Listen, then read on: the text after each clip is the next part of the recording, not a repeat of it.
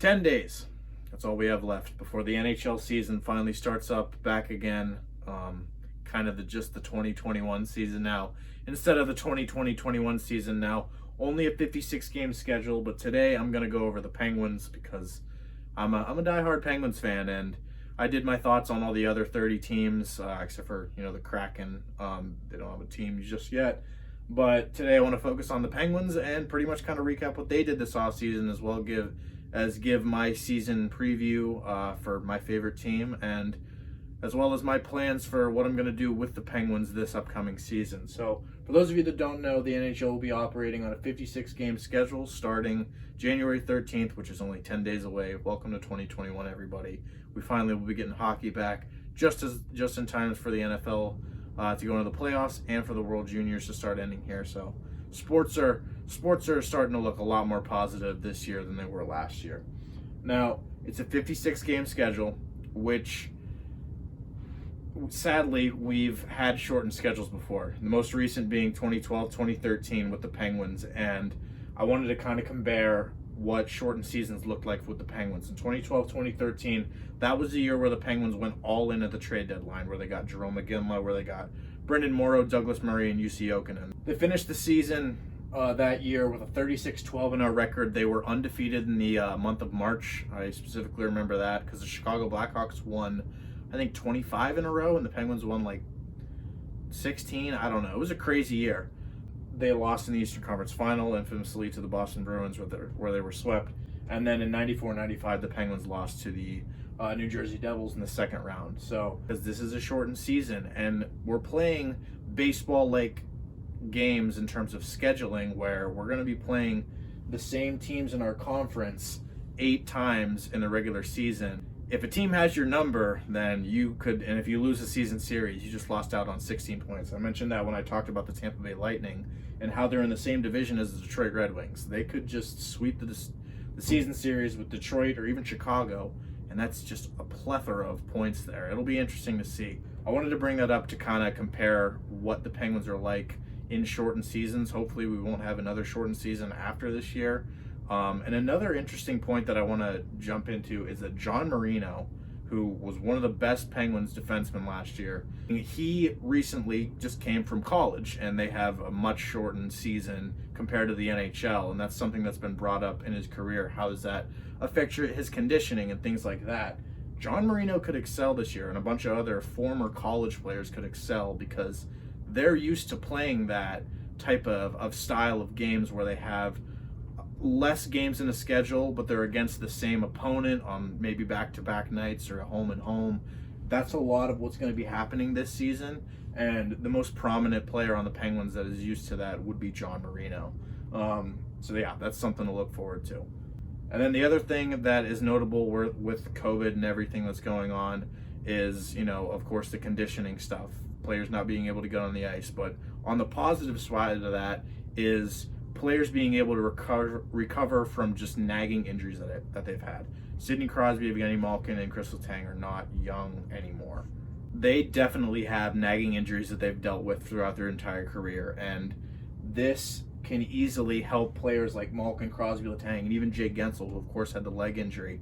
It can help them get back to 100%, and I think that's something that's flying under the radar here, is that yes, players aren't getting on the ice and conditioning as well, but they're also not risking themselves to getting hurt even more. Like Erik Karlsson, for instance, I could see him having a really big season this year because we all know what happened with his leg and his ankle.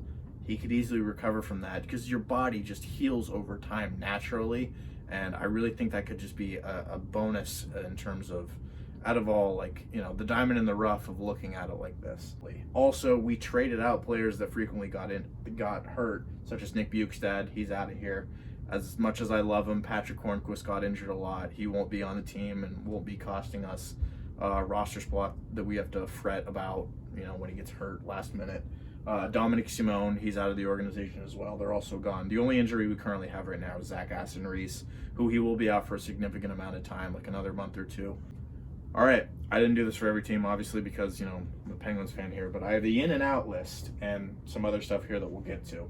The out list, when I look at it like this, and of course, I'm not putting up draft picks or prospects or anything like that. And honestly, I probably should with the Penguins, given the fact that Jim Rutherford hands out first-round picks like it's candy. But if you just look at it from a prominent, roster player's perspective, it's a decent offseason. But then you get into we give a first-round pick for Kasperi-Kapanen. But anyways, on the out list, Nick Bjugstad and Patrick Hornqvist, who I talked about earlier, they were both traded away. We are retaining salary on Nick Bjugstad, which is a little weird, but he only has 1 year left on that. Bjugstad went off to Minnesota with Bill Guerin and Nick Bonino now. And Patrick Hornqvist, of course, the sad trade, had to move on from him. I might make a video about my feelings on that trade. And then Jack Johnson, of course, the glorious buyout, even though we will be paying him for a couple more years. He went to the Rangers, though, so that kind of lessens the blow. Patrick Marleau, he walked, he went back to San Jose, and there was no way the Penguins were going to re-sign him.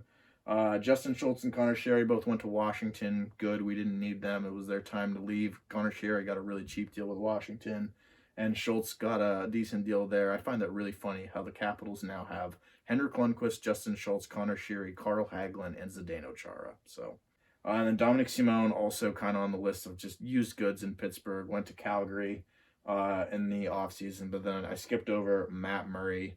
The Penguins traded him for probably the best thing they could get for him. He's now the starter in Ottawa. Yeah, it's a deal that had to be done, and I don't even want to get into the goalie controversies in Pittsburgh. Right? But on the inside, we of course got the Kasperi-Kapanen acquisition. He's back in Pittsburgh. We traded a little bit too much to get him, but I'm really, really holding out hope that he has a good season. Colton Sceviour, I have no idea how to say it. This is an acquisition that I'm a little clueless about. I would have been much more fine if the trade was just Hornqvist and Matheson as the two main pieces, but Sceviour has a decent amount of money on his cap hit for a bottom six forward, and I don't know where we put him, because we have Teddy Blueger, Brandon Tanev, Zach Aston-Reese, and then we just signed Mark Jankowski, and then we got brought back Evan Rodrigues, Sam Lafferty. Where's Samuel-Poulin going to fit in? I'll get to that when I talk about the line combinations later, but I'm really confused on Colton Sceviour. Same goes with Mark Jankowski and Frederick Gaudreau. Not much to say about them. They could be in the bottom six when injuries happen, or maybe they can prove themselves in training camp. Mike Matheson, I really, really am rooting for him to have a good year. Especially, we all have to. He is the longest signed Penguin now, because his deal is longer than both Brandon Tanev's and Sidney Crosby's. And we traded Hornqvist to get him, so he has a lot to live up to in Pittsburgh, and he better fit in good, or else I can definitely see the Penguins fans starting to hate him and make him the new Jack Johnson. But before they do that, they'll definitely do it to Cody Ceci. People already hate this move in Pittsburgh, and I'm not a fan of it either. But he's only on a 1 year deal. I'm confused on why we brought him in, given the fact that hopefully Pierre-Olivier Joseph would have been ready this year, and Juuse Riikola needs an actual shot at the NHL. And even if that didn't work out, Chad Ruhwedel is not the worst in the world. But that's pretty much it for the in and out portion of the Penguins. We'll get to the line combinations later. Now, prospects that could make the jump to the NHL right now. Pierre-Olivier Joseph, who, even if he improves and impresses in training camps, I don't know where you put him. You would have to scratch him over Ceci, because you got Dumoulin-Letang. That's a lock. Pettersson-Marino is a lock now, which is great. I love that young pairing. But then Mike Matheson has to play, because he's being paid way too much money to be a healthy scratch. So you would have to scratch Cody Ceci and put in Riikola or Ruhwedel, and in this case, Pierre-Olivier Joseph. I hope he can be in the Penguins' top six within the next couple of years. He was, of course, the main piece in the Phil Kessel trade in terms of prospects.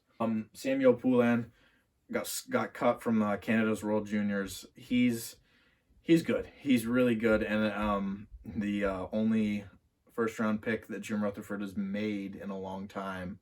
And I'm really rooting for this kid. I don't know much about him outside of the fact that he good prospect and he need on team, but that's where I'm really hoping he can come into the third line, and who knows, maybe he even gets up in the top six. I'm trying to lower my expectations for the fact that he's not going to be a Patrick Laine or anything. He's not going to burst into the league and score 40 goals. Like he's not going to be an overnight sensation like Dominic Kubalik or Victor Olofsson like they were last year. If he can make the team, I'll be happy. Same goes with Nathan Legare, who's friends with Sceviour-Blueger-Tanev, and he's kind of pretty much the same. He's a little bit more time to develop though. And then a free agent signing from the Czech league, Zohorna. He's 24 years old. He could make the team. Who knows? I'm not really holding out hope for it. He's a center, and since Teddy Blueger's emergence, we really don't need a fourth line center right now. Who I need a big season out of is our new starting goaltender, Tristan Jarry. With Matt Murray gone, and if you really look at it from a non-playoff perspective, Matt Murray didn't have the greatest regular seasons in Pittsburgh. Tristan Jarry had some great stretches last year, and I don't know. I'm kind of not worried about Tristan Jarry. I'm worried about a lot of things about the Penguins, but I have faith in Tristan Jarry, and I think he's perfectly capable of the starting goaltending role, especially the fact that he has Casey DeSmith to back him up, who was great. Now, and I mentioned Sceviour-Blueger-Tanev a little bit earlier. I really hope he makes the team. It's Jared McCann now, and he's an enigma. I really am rooting for this kid so much. He has all the talent and all the potential in the world to be the next Jordan Staal or Nick Bonino, and it just hasn't worked out so far yet. I am so glad, though, that Jim Rutherford did not trade him. There were rumors that he was going to. He was an RFA this past year. He's kind of on a prove-himself deal now.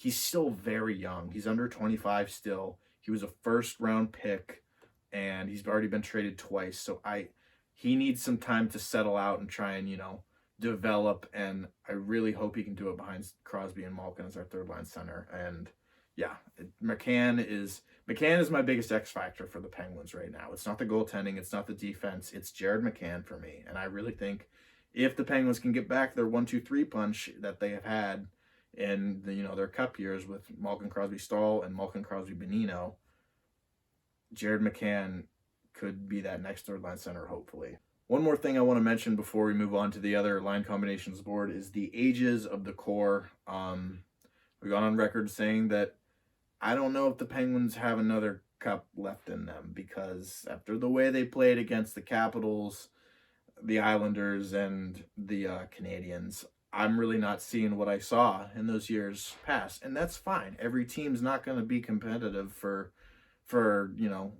eons, and this isn't the NBA where you can just sign players and just immediately get good. Sidney Crosby and Evgeny Malkin, the era has been with us since 2004, and if that era is starting to die down, then I'm completely fine with it. I've been a Pittsburgh Penguins fan since I was 8, and I've still never seen them miss the playoffs. Like, we have a lot of things to be grateful here in Pittsburgh. 3 Stanley Cups in my lifetime, 5 in our history. And I put the ages on the board because there will be a time where the main trio of our core that's left will retire. But I also put on the other side that John Marino, who had a phenomenal season, he's only 23. Jake Guentzel's only 26. And Brian Rust was our leading scorer last year. He's only 28. Now, obviously, I don't think those guys are as good as Crosby, who's 33, Letang, who's 33, and Malkin, who's 34, but there will be a time where, we'll have to pass the torch, and I don't know if it's this season, but I don't know. If we have another performance like we did against the Islanders and the Canadiens, I don't know, but that's a whole nother topic. Let's move on to the line combinations and where I think the Penguins are going to finish in the division. I've been doing this board since I was in 8th grade. I don't know why, but every Penguins game, I would erase it and then just write the line combinations of what the Penguins were doing tonight. It's slowly upgraded over time. It went from just the lines, then I did the power play, then I did the other players that aren't playing, then I did the shootout and overtime. Long story short, this is my prediction on what the Penguins are going to look like opening night. Guentzel-Crosby-Rust, I think you got to keep that line together if it's all healthy. Even though Zucker was kind of, and Kapanen, for that sake, was kind of brought in here to play with maybe Guentzel and Crosby. We have another really good center that they can put him with, which leads me to Zucker, Malkin, and Kapanen. I don't see Kapanen as a top 6 forward. But who else are we going to put there? Like, seriously. Hopefully Sceviour-Blueger-Tanev, though, can. But again, is he ready? He's only I think he's 19 maybe, or maybe 20. Is he ready to play with Evgeny Malkin yet? I don't know. I don't think Kapanen was the right choice for a top 6 forward for the Penguins. Anyways, third line. This is where I've, rambled on about how I think this is the main issue for the Penguins. You got Jared McCann, who needs to step up and have a good season. Not that I don't have faith in him. I'm just really rooting for him, and he's just the catalyst for a good season for the Penguins. And as I mentioned earlier, I put Sceviour-Blueger-Tanev on the third line. These are my lines, what I would do. I know Mike Sullivan will probably bring back Carter Rowney and put him on the top line, but these are what the lines that I would do. I really like Sam Lafferty, but he is showing all the signs of being the next, Wilkes-Barre graduate, like a Connor Sherry or a Brian Rust or a Jake Guentzel that can come up. He's not as talented as those guys, and he'll tell you that himself, but he worked his butt off in the play-in round that we had, and then Sullivan didn't even play him, and I was kind of upset about that. Lafferty can play center too, so if it doesn't work out with McCann there, maybe you throw him in there. I like Lafferty, but again, is he a third line player for a championship team? I don't know. I put Teddy Blueger and Brandon Tanev on the fourth line. That's a lock. It's just about as good of a lock as Guentzel and Crosby on the first line. You have these two, and you have these two. Absolutely love Teddy Blueger. He's just such an underrated player, and Brandon Tanev scored some beautiful clutch goals last year, and those two are killer on the penalty kill as well. Now Aston-Reese would be on that left side if he doesn't hurt right now, so I have Colton Sceviour there. I don't know much about him. All I know is that he's a bottom six forward for the Florida Panthers, and if he's a bottom six forward for that team, is he a bottom six forward for this team? The Panthers suck. I'm sorry. Sceviour, he might be. I could if I were Rutherford. First of all, I wouldn't have got him in the first place, but I'd throw him on waivers. I don't know what you do with him. He's like a Ryan Spooner to me, or like a Matt Bolesky. Like, he's just that one player, or Sam Gagner. He's that one player that's kind of just there, making a little bit too much money to play in the bottom six, and was thrown in a trade to balance out the cap. I don't like the addition of Sceviour. Moving on to the defense. The Penguins have a lot of NHL defensemen, but they don't have a lot of excellent NHL defensemen. Of course, we have Dumoulin-Letang, which will forever be a pairing until the world ends. And then Marino and Pettersson really showed signs of improvement there, even though Pettersson had a couple hiccups in the playoffs. Matheson-Ceci is where things get interesting, because you can't break up Dumoulin-Letang, and I don't think you want to break up Marino and Pettersson, but that means you have to put Matheson and Ceci together, which could be a bad idea. Now, like I said, the Penguins have a lot of NHL ready, or NHL able body defensemen. Riikola could easily play. Ruhwedel could easily play. Joseph could be ready. Even Zach Trotman could play. But where do you put him? There's only 6 spots there. You can't kick out Matheson because he's making almost $5 million, and I don't know. That would just be a really dumb decision by Rutherford, to get a guy and then have Sullivan not play him. Why did you sign Ceci is pretty much what this boils down to. That extra slot needed to be filled by a younger player like Riikola or Joseph, whatever. Tristan Jarry and DeSmith and net. I'm not going to go over them because I really trust that. I really like Tristan Jarry, and in this stage in the NHL, you really don't need to have a phenomenal goalie. You need to have a goalie that's good at going on runs, and this is a shortened season. Hopefully we can, get a hot goalie here with Jarry and even DeSmith. Now in the injured / scratch / suspended / Wilkes-Barre portion here, Aston-Reese, as I mentioned earlier, is hurt. I don't remember what it is. He gets hurt all the time. We brought back Evan Rodrigues, who is another player that could maybe be in that third line, but is he good enough to be able to do that? I haven't really seen much for him. I'm glad, though, that it's on a really cheap deal. He was making $2 million that the Sabres signed him to. Way too much money for a guy like him. We also added in Mark Jankowski. Maybe, I don't know. Someone will get hurt. Maybe he'll throw him in there. I didn't really know much about him. But he was a 2013 draft pick, and the Penguins are like, I'm going to put a graphic on screen right now, because the Penguins have had a lot of 2013 first-round draft picks, which is interesting. And then, as I mentioned, Jussi Riikola, Chad Ruhwedel, and Pierre-Olivier Joseph. So that's pretty much the gist of what I would do if I were Rutherford and Sullivan for the starting lineup for the Penguins. And then, real quick, the power play and the penalty kill. I kind of just put what they would usually be on a typical year. Yeah, that's pretty much it for the gist of my preview for the Penguins. Now, here's my bold prediction for this year for the Penguins, and that's they might not make the playoffs. And I said this last year, too, and technically they didn't make the playoffs last year because, they made the play-in, but they lost to the Canadiens. This is a really good division. Boston, Washington, Philly, both New York teams, the other team from New York, and the Devils. I don't think these two are going to make it. I could see these two making it. These three will probably make it. Where does that leave the Penguins?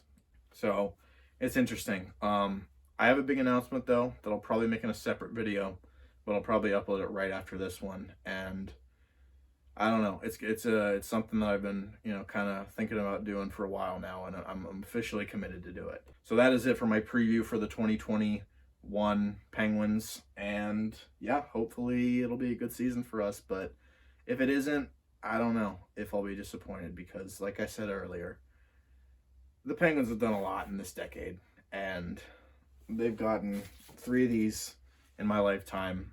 I can't complain, but if I do want to say something, or if I can't have a gripe, it would be, please stop trading away draft picks, because if we do go downhill and need a rebuild or a retool, draft picks are the way to go. And hopefully we can get back in it and maybe chase for one last one with Sid, Gino, and Tanger. So that is it for this one. Thank you all for watching. I will see you guys in the next couple of videos. I'm trying to grow my channel here a little bit more, because things are weird still, and I'm trying to put out, content and be able to produce. And yeah, be sure to like and subscribe. I have an announcement about subscribers later. We'll get to that, and I'll see you guys in the next video.